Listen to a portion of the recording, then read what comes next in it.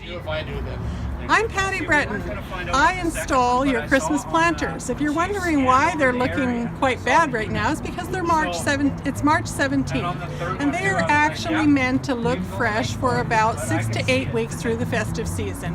However, you can stretch the season and get a little bit more value out of it by cleaning it up, and I'm going to show you how.